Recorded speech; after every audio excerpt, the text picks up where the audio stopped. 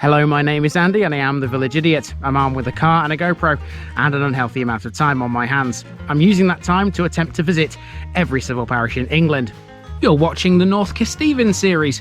This is a large Lincolnshire district centred around the town of Sleaford. There's 75 parishes here, so let's take a look at one of them. Welcome back to North Kesteven again, folks, and as I get deeper into this district, I am starting to hit places that I don't know, but I definitely do know this one. When I lived in Saxelby, this was the next village over, but because it was over the district boundary, we haven't done it yet, for obvious reasons. I've worked my way through West Lindsey, and now, of course, we are in North Kesteven, some 3.5 years down the line. I know this place very well. I spent loads of my childhood in this very village. Its name is Skellingthorpe.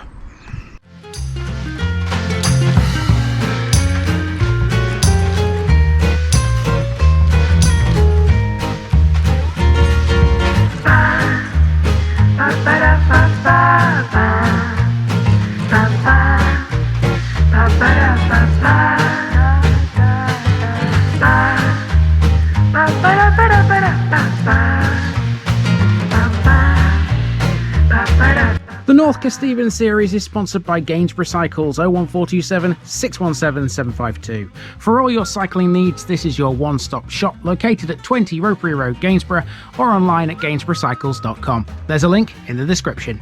Gainsborough Cycles, ask for Trevor Halstead. Here's my disclaimer for people who may be watching me for the first time. I say things as I would in my native accent and dialect. As a result, I may not pronounce things in the same way as the locals do. Remember, I'm a visitor. It's impossible to know everything. Leave me a comment, spin me a like, and bash that subscribe button. Let's get to today's parish video.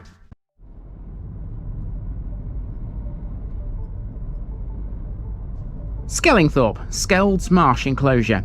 I've been looking forward to this one for a long time. Places I know well are starting to diminish now, but I definitely know my way around Skellingthorpe. Located to the west of Lincoln and bounded by the southern reaches of West Lindsey, this is a huge village that shares its history with the Birchwood area of Lincoln. It was there during the war where RAF Skellingthorpe was located. That is the biggest piece of local history. There are other things to speak of here. For example, Skellingthorpe once had a station, the site of which is now occupied by the village hall. All around the village are delightful woodlands, some of which are ancient. Speaking of ancient, very little remains of the original medieval village here, barring the church and a field which until recently had some earthworks. Most of Skellingthorpe is now a vast expanse of modern housing. A lot of people also know this one for a less pleasing reason. Skellingthorpe has a distinct hamlet built onto its western side called Jerusalem, where there's often a foul stench that fills the air. That's all thanks to a farm, and if the wind is blowing the wrong way, you definitely don't want to catch a whiff. The farm often earns Skellingthorpe the humorous nickname of Smelly Skelly. Let's get walking and see if it smelt a bit ripe on my visit back here to a place I know very well.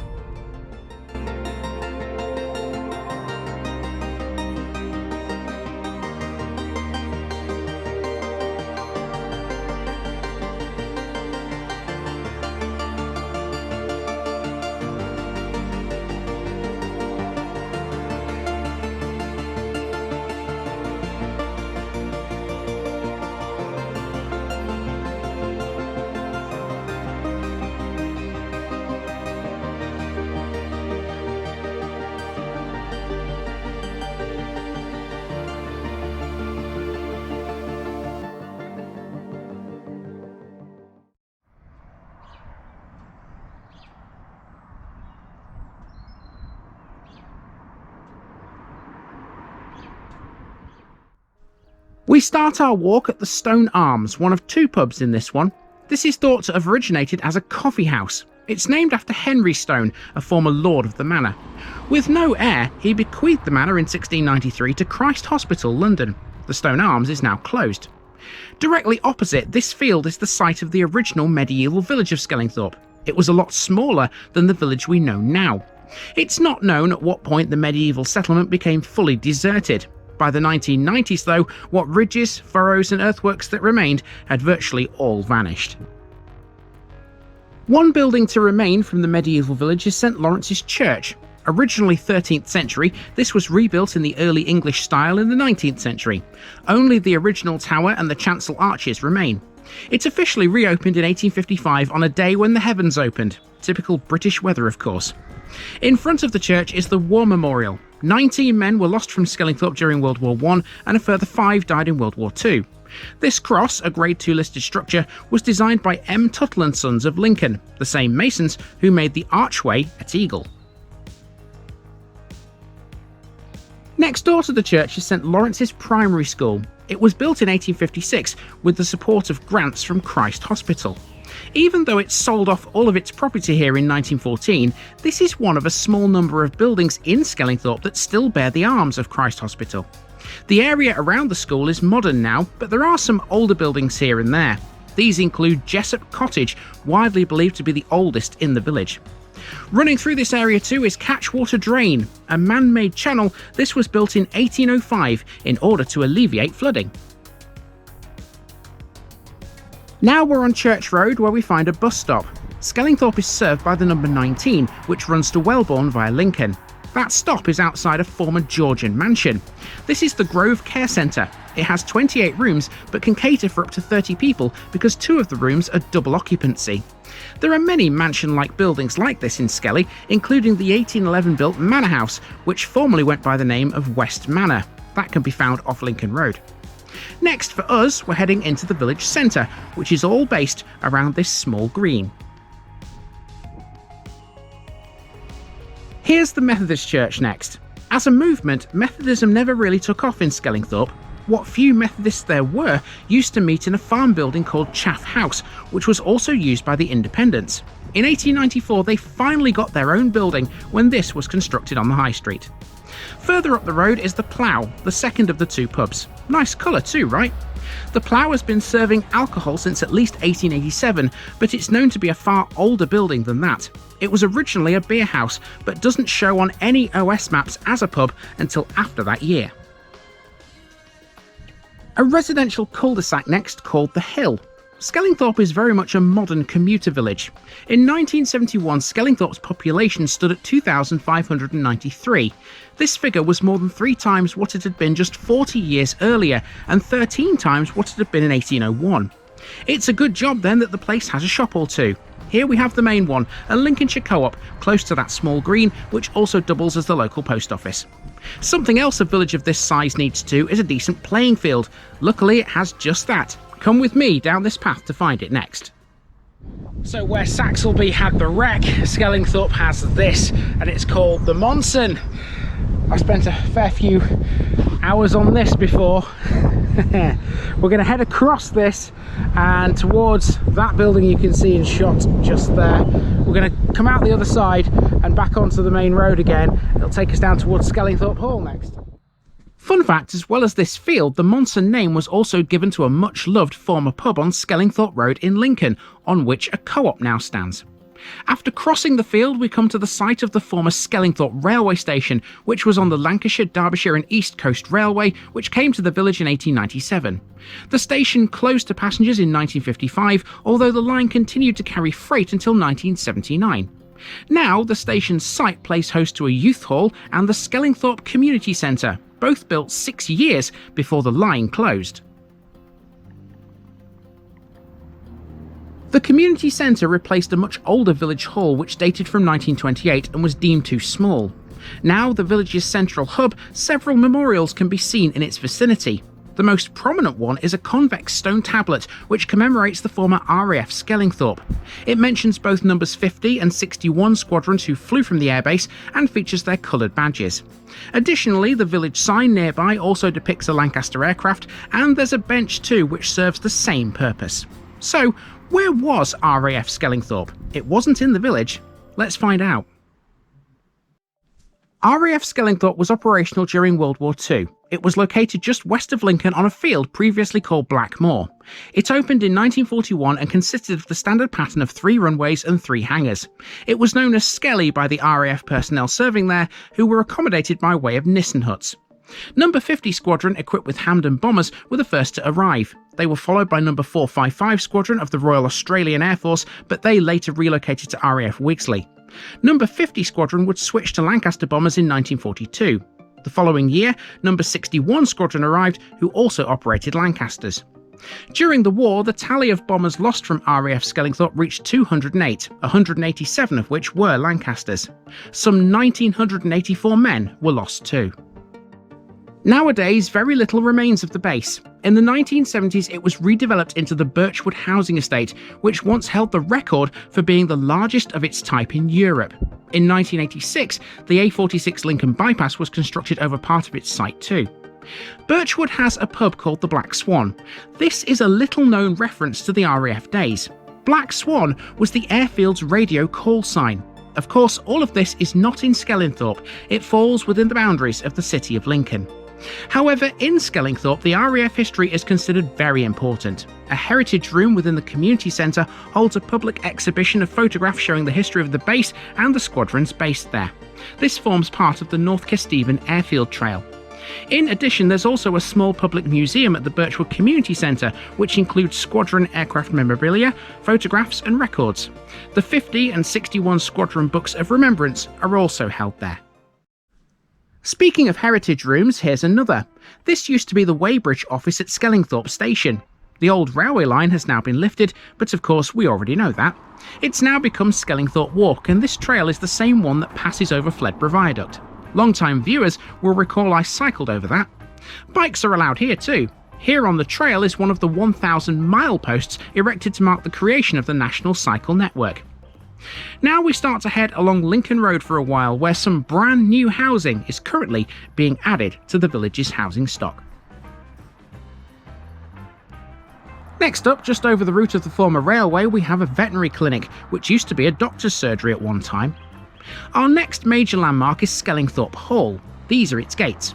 We can't see much of the house because it's shrouded in trees, but I can tell you it's early 19th century in origin. Nicholas Pevsner once described the building as a Greekly august house. That is no doubt a reference to the fluted Doric columns seen at its front porch. There are some good pictures of the house online. It's a right turn next, but not before we make a mention of some frozen treats. Okay, if you were to carry on down the road past Skellingthorpe Hall towards the A46, on the right hand side you'd pass Daisy Maid Farm, which is basically a big ice cream parlour. If you think along the lines of Blighton ice cream, which we saw in that episode in West Lindsey, it's kind of like that. I was asked by a follower whether I was going to call in and sample an ice cream or two while I was here. To be honest with you, I don't have time for that. I would love to, because, you know, I have a seriously sweet tooth. We've got a lot to cover here in this episode, so we'll carry on walking and let's go through a housing estate next. So as we mentioned earlier, Skellingthorpe is quite a popular place for commuters. It's very close to Lincoln and has easy access to the major road network too, thanks to the A46. The south of the village, as a result, has plenty of housing, but it's not all about real estate in these parts. Hidden away between all the houses and bungalows are several leafy woodlands. They're known as holts. This one is Wiseholme Holt, and it's to the south of Gardenfield. Quite often these wooded areas are full of wildlife, and at the right time of year they're carpeted with some pretty flowers too. Centuries before all this modern suburbia was a thing, Skellingthorpe was a very different place. It was effectively a huge marsh. Even in the beginning of the 19th century, large parts of the parish were still little more than a morass, and the risk of flood was constant, hence why the catchwater drain was built. There were patches of trees too, and that's why the likes of Gardenfield Green still exist today, with its ancient trees and lush green floor. We'll encounter the largest of these ancient woodlands at the end of this video. For now, we're making our way to Waterloo Lane. Waterloo Lane has a handful of houses that aren't 20th century, like this white one dating from 1844. This road is also the location of an old vicarage that was built in 1870 to replace a much earlier one near the church. It's now a private residence. This street is almost like the backbone that holds all these housing estates together. The same can be said for Swallow Avenue. Together, the two streets form a thoroughfare across the south of the village, which enables you to completely avoid the centre, if you so desire. All of the streets in this area are named after types of bird. There's a reason for that. We're about to head into Bird's Holt Woodlands. There are several ways to access it, but I chose to use the entrance off Goldfinch Close. Using that, this only gives you a brief snapshot of it. Using the Waterloo Lane entrance instead makes for a lengthier walk. You will find this is the quietest of the woodlands in Skellingthorpe. If you're after a bit more RAF history in these local woods, you might want to try Skellingthorpe Moor Plantation. That's the wood either side of the A46. It was used as a bomb storage area and contains some visible remains of the airbase.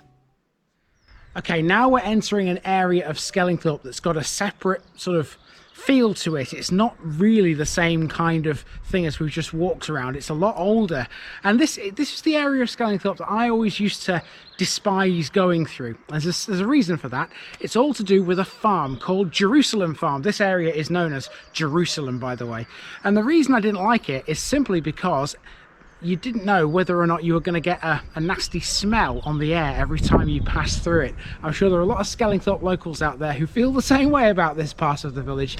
There's a maggot factory down here, and let's just say at the wrong time and with the wrong sort of wind, it done half pong. It has to be said, I'm afraid, this area has a bit of a bad reputation. In Jerusalem, there's a farm which has earned the village the nickname of Smelly Skelly. Jerusalem Farm used to be a maggot factory, and it often filled the air with the most vile, horrible odour.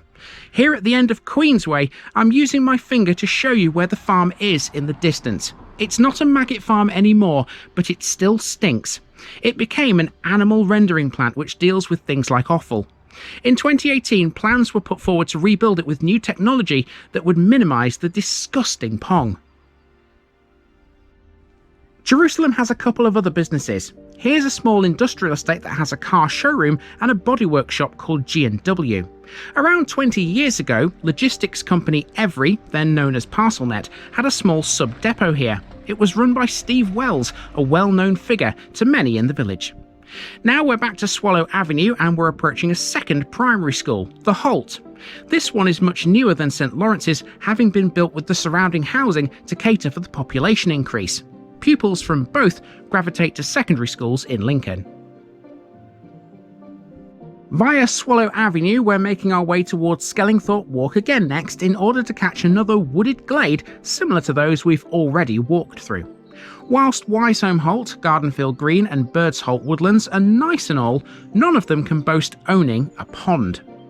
We're approaching Bluebell Pond, and it was built by local hero Ian Callaghan in 2019. He spent over 700 hours dredging water and clearing overgrowth to create a community area for everyone to enjoy. Local companies like TFM Country Store at Wisby donated supplies like gravel and wood. Next, we pass under an old railway bridge that would have spanned the line leading to the old station. With no trains now, only walkers and cyclists see this on the regular. By the way, did you know Skellingthorpe also had a second, little-known railway station?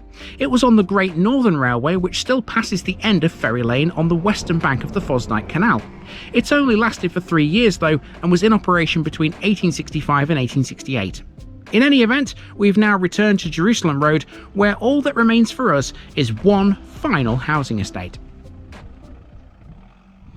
Now, of course, living this close to Skellingthorpe in the past, of course, I've got relations who lived or did live in this place. I don't know whether they still do, but if they do, they'll be thrilled to see that their house is on this video, the one behind me right there.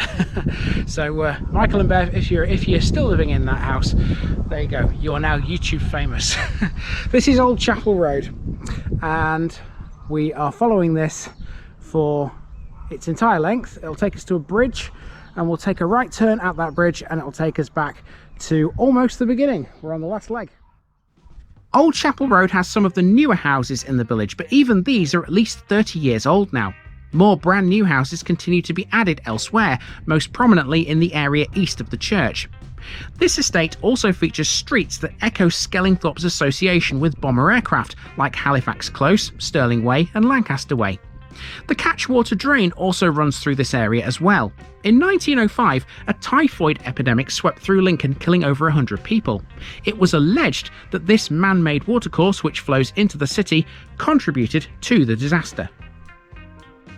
And via Woodbank, we return to the High Street, and from here it's a simple stroll back to the Stone Arms. I'm going to use this time to throw in a story. In 2016, it was reported that some kind of large cat-like animal might be on the prowl in Skellingthorpe, following the discovery of 2 mutilated hares on the lawn of a house. 2 large paw prints were also discovered on the window of an outbuilding at the same premises. Rumours of such a creature date back to 1997, when a large unidentified feline was allegedly sighted here. Nobody though these days is any the wiser. To finish with, we're taking a drive through Skellingthorpe Old Wood. Now owned by the Woodland Trust, this is an ancient woodland which dominates the northwestern portion of the parish. It forms part of the wider Witham Valley Country Park. It's a varied site with a mixture of ancient oak, lime woodland and conifers, and it merges with the nearby Old Hagwood, which is smaller. There are several trails through here. One in particular is known as the Odin Trail, reflecting the possible Viking origins of the village. In the Middle Ages, the old wood was used as a deer park and it contained a hunting bank. That was an area of cleared ground fenced in with willow through which deer would be driven. Archers would be waiting just outside the area to pick off the deer as they were herded into the bank. And that's it! We are around Skellingthorpe. Now I have to admit, covering this one hit me in the feels. Skelly was, after all, a major piece of my childhood. See you soon for more, folks, elsewhere in North Kesteven.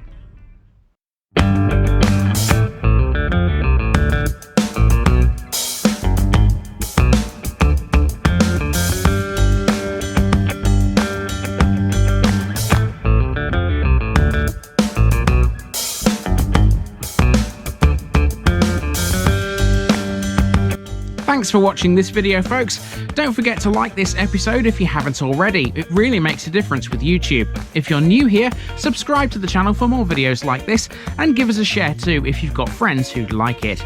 You can find all the links to my social media accounts below, as well as my Buy Me a Coffee page where you can donate to the channel. Also, if you've enjoyed this episode, have a look at some more videos in this series. Until next time, I've been Andy, also known as the Village Idiot, and I'm out.